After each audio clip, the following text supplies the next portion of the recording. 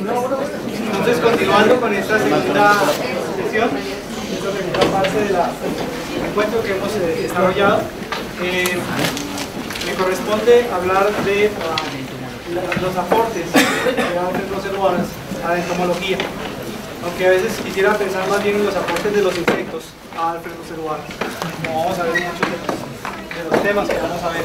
Varias de las ideas que voy a presentar se repiten con lo que los colegas previos han mencionado, porque necesariamente muchas de las afirmaciones que se hacen son afirmaciones de carácter universal, no son afirmaciones únicamente para un grupo específico de organismos, sino que trascienden a muchas entidades. De muchos he sabido, de todos he reconocido que los insectos son el grupo más rico y más representativo del planeta, son la mayor diversidad de formas y estructuras que puede haber. Fácilmente superan en 14 veces la biomasa de vertebrados en muchos de los bosques tropicales, comprenden más de la mitad de las especies del planeta, y en la actualidad las organizamos más o menos en unos 33 órdenes y cerca de 750.000 especies. Si miramos esta clasificación, tenemos que verla también en un contexto temporal. Vemos cerca de 3 periodos en la clasificación, en la grande visión de la ubicación de los grupos taxonómicos. Un primer periodo demarcado por el Linneo en el 758, que termina con la 3 en 1802, donde se definen los principales grupos más clásicos de insectos, principalmente orientados por una noción de las alas como el carácter diagnóstico que va a servir para agrupar estos grupos. Una segunda temporada que empieza con Kilby en 1813, termina con Bastard en 1839, donde todo lo que podríamos agrupar en esos neurópteros o grillos es separado de una gran cantidad de órdenes, y donde hay un énfasis más fuerte acerca de los aparato bucal como carácter importante. Una tercera temporada que arranca con Lubbock en 1833 y termina con Navas en 1916, donde ya se definen muchos otros grupos de lo que antes llamábamos Aptera, empiezan a ser separados en toda esta gran cantidad de órdenes de insectos pequeñitos, y termina, por lo menos hasta donde estamos en este momento histórico, con el trabajo de Klaas y colaboradores, quienes describen en el 2002 el último orden de insectos conocido hasta el momento. Como algo paradójico, vale notar que Linneo en 1758 el solito describe 6 órdenes de insectos, hoy casi 6 personas describen un orden de insectos. ¿Por qué hago mención a esta?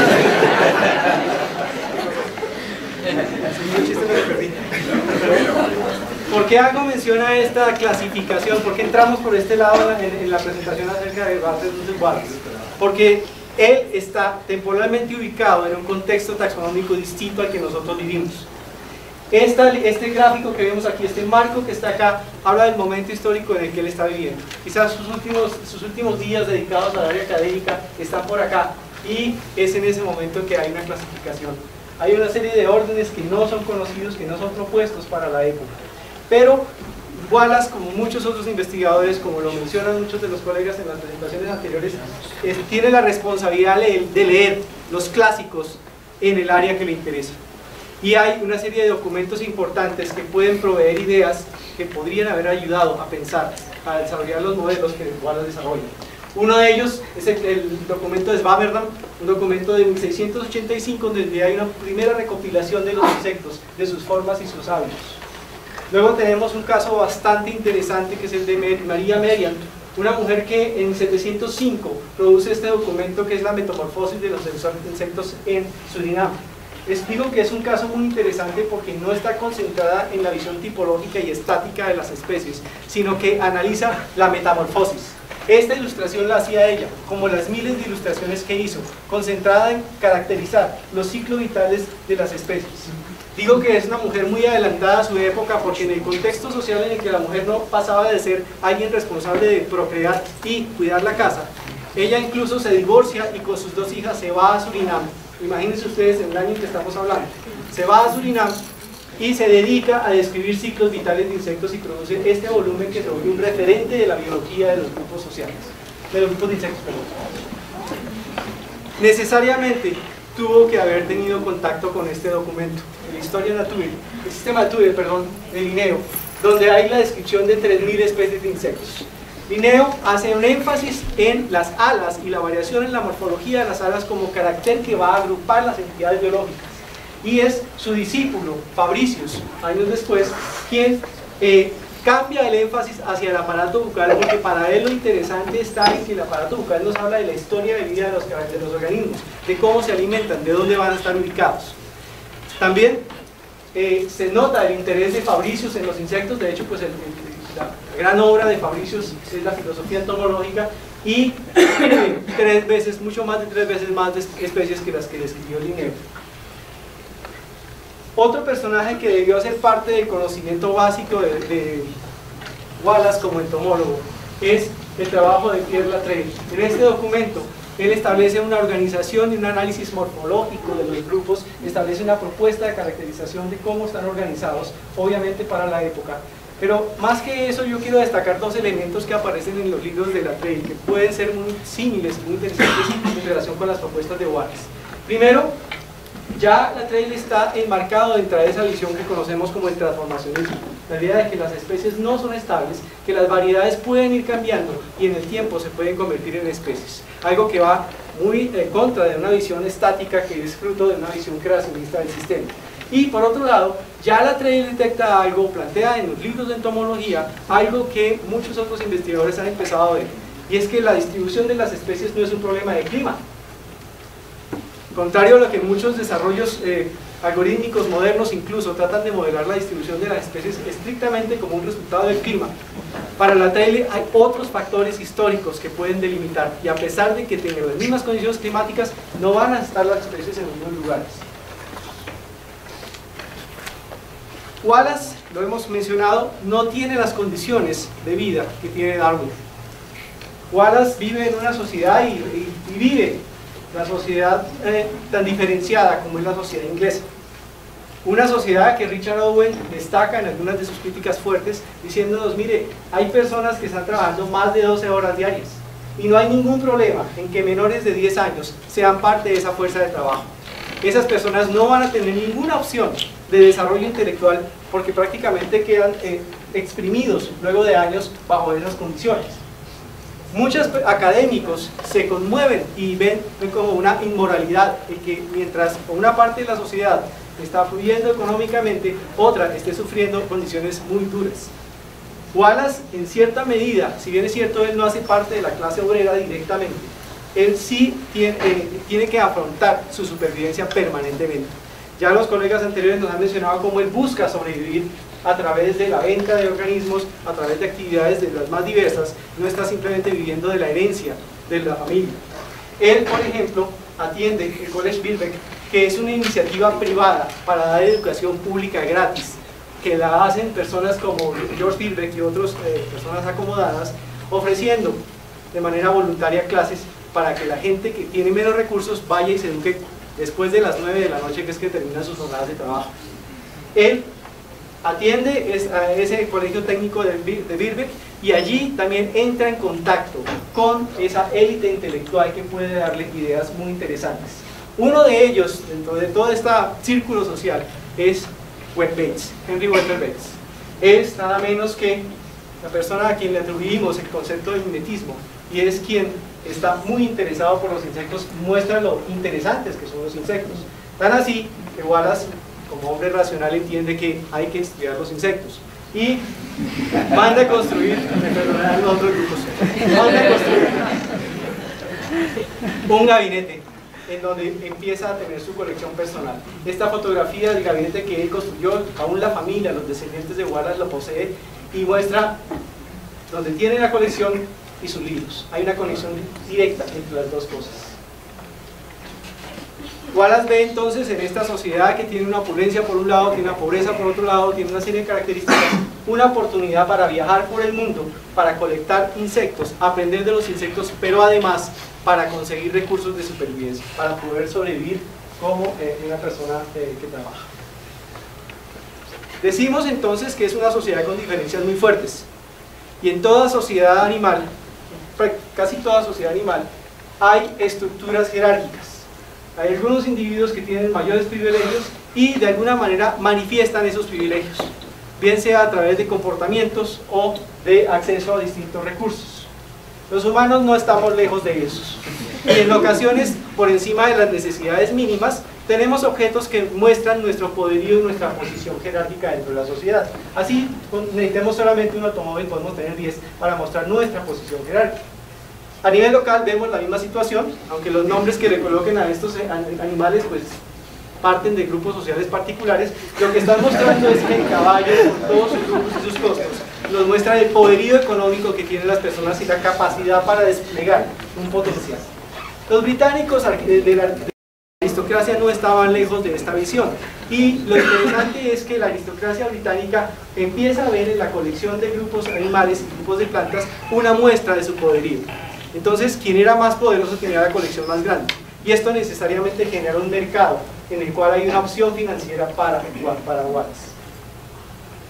Cuenta con una conexión muy beneficiosa, a mi juicio es una persona que le salva la vida en muchos sentidos, que es Samuel Stevens. Él es un vendedor de insectos en ese contexto social, y tiene avisos en el periodo donde dicen: vea, me acabó de llegar este paquete de insectos que él quiera comprar, aquí están, y pues van y los compran los ricos de la región. Pero es una persona de una integralidad moral muy fuerte, que protege en muchas ocasiones a Wallace de los problemas y de las afurias que él sufre. Entonces ha conocido a Bates y ha conocido la opción económica que le da la venta de insectos, y se embarca en 1848 su viaje a el Amazonas. Este es el contexto taxonómico en el que él crece. Cuando él está viajando, a ese primer viaje, está conociendo esta situación taxonómica con respecto a hoy. Más o menos 2/3 de los órdenes de insectos que se conocen están descritos, hay 1/3 todavía por trabajar, y hay todavía debates. Por ejemplo, Linneo hablaba de los Aptera como cualquier insecto que no tenía alas, pero en él se incluía a las pulgas, se incluía a los termitas. Había pues una situación muy particular allí, y se embarca en ese viaje de 4 años, un viaje que hace con Bates. Según algunos documentos, Bates y Wallace no les fue muy bien después del primer viaje llegar a las bocas del río Amazonas. Y sus notas de campo muestran un interés muy amplio, no solamente por documentar cuántos ejemplares cogen, sino por hablar de los ciclos vitales, por las características de la biología de estas entidades. Quizás en este punto aparece un primer debate, un primer aporte que hace Wallace al conocimiento de la comprensión de los fenómenos que se dan mucho, por ejemplo, en insectos. La selección sexual para Darwin es el factor principal que responde por el dimorfismo sexual que se encuentra en muchos organismos. Para Darwin, la hembra selecciona a esos machos que presentan la característica más exagerada, y esa presión permanente podría estar generando los dimorfismos sexuales tan marcados que vemos, como en el caso de estas mosquitas. Estas moscas que trabajó Wallace tienen unas proyecciones que salen de la cabeza, son estas que tenemos acá, y pues son bastante espectaculares y participan de manera muy directa sobre el tema. Pero Wallace dice: no es solo un problema de selección sexual, aquí hay un punto de divergencia con Darwin. Para él debe haber otro tipo de fenómenos. De hecho, él plantea un mecanismo diferente. Él dice: la hembra no está escogiendo, lo que ocurre es que los machos compiten entre ellos, y el que tenga el carácter más poderoso pues gana y tiene el acceso a la hembra. Dentro de esa búsqueda por conceptos diferentes a la selección sexual como explicación al dimorfismo, aparece el concepto de la coloración de advertencia. Algo que tradicionalmente se lo atribuimos a Bates, fue realmente Wallace el que lo propuso. El hecho es que las especies animales en grupos que son muy coloridos están en riesgo, están promocionando su existencia, y eso no es conveniente en un medio donde hay depredadores por todas partes. Entonces, la conexión que se establece, que algunos investigadores ya la habían visto, es que las entidades que son no comestibles, que tienen algún componente tóxico, presentan esa coloración que señala que el poseedor no es palatable. Este es un concepto que desarrolla específicamente Wallace, y es del segundo aporte que identifico en este caso. Tan duro es su ataque a la selección sexual que él se dedica a rebatir en varios artículos un libro de Edward Colton acerca de la coloración de los animales en la búsqueda por alternativas a la selección sexual frente a los fenómenos de dimorfismo. Otro concepto que aporta Wallace, en el que utiliza la coloración de mariposas y las coloraciones en aves, es el concepto de reconocimiento, de las marcas de reconocimiento, perdón. Él identifica que en muchas especies existe variación de coloración en muchas cosas entre las poblaciones, pero entre las especies también puede haber mezclas de varios patrones de coloración. Sin embargo, en ciertas regiones del cuerpo hay características que son muy fijas y están diferenciadas entre especies. Esos caracteres de coloración permiten, según el planteamiento de Wallace, identificar si el otro es conespecífico o no lo es. Entonces se habla del concepto de marca de reconocimiento, que es una idea desarrollada por él también como alternativa. Desafortunadamente, y lo han mencionado los colegas también, Wallace tiene muy mala fortuna con su primer negocio en viaje al Amazonas. Pierde cientos de miles de ejemplares de insectos durante ese viaje. Aquí lo rescata el señor Stevens, porque él puso un seguro que hizo que la pérdida no fuera tan grande. Pero no todo fue pérdida en términos económicos, hubo ganancias en realidad. Él publica, por ejemplo, este documento donde habla de la biología de una familia de mariposas. Y de manera más interesante, veo yo como aporte, es este segundo artículo, donde él habla de los hábitos de muchas comunidades indígenas, como fue la búsqueda de alimento en los insectos para su sostenimiento. Hoy incluso en los congresos de entomología nacionales e internacionales, la gente se sorprende cuando alguien viene con el tema de los insectos como fuente de alimentación. Ya él había mostrado ese interés y documenta de manera cuidadosa este tema en un artículo ya de 1854. También en el viaje, o a raíz del viaje en el Amazonas, él presenta una relación muy interesante entre la distribución geográfica de las mariposas, sus modificaciones morfológicas y el tiempo que ese proceso se da. Es decir, él establece que debe haber una conexión entre geografía, entre morfología y variación entre las entidades en el espacio. Ya esto de alguna manera nos va a llevar después a lo que va a ser la ley Sarawak. Y esto lo logra él es identificando que en el Amazonas las mariposas no están distribuidas por cualquier parte, sino que hay secciones muy bien definidas y que hay una relación entre la forma y la variación. Se va entonces, a pesar de la situación, al año organiza viaje para el archipiélago malayo, 8 años allá, y los resultados son mucho más impactantes en cifras porque claro está, se perdió mucho del trabajo que hizo en el Amazonas. Pero estamos hablando de más de 110.000 ejemplares capturados. Las cifras aquí son muy contundentes, hablamos de más de 7.000 especies descritas. Estas son algunas de las tablas donde él le refería a Stevens todo lo que había encontrado para hacer el inventario debido. 130 especies de mariposas nuevas descritas. Muchos colaboradores le ayudan en ese trabajo tan monumental. 900 nuevas especies de coleópteros, un trabajo que le apoyó mucho Francis Pasco. Y quizás el impacto emocional que tienen los insectos sobre Wallace se resume muy bien en esta expresión que me voy a permitir traducir. La belleza y el brillo de este insecto, está hablando de esta mariposa, Ornithoptera cressus, son indescribibles y nadie más que un naturalista puede entender el intenso excitación que yo experimento cuando la he capturado.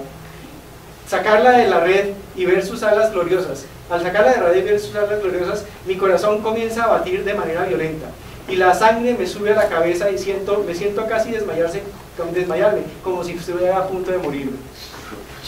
De hecho, tuve un dolor de cabeza toda la tarde después de haber capturado este ejemplar. Y esto puede parecerle inadecuado, es una palabra muy inglesa, puede parecerle inadecuado a una persona del común, pero un naturalista y alguien realmente enamorado de su trabajo entendería lo que yo estoy sintiendo. Entonces fíjense el impacto que está teniendo el trabajo con los insectos para dar felices Wallace. De hecho, la ley Sarawak se construye en medio de una jornada de trabajo. Por ejemplo, los días en que él escribe la ley Sarawak,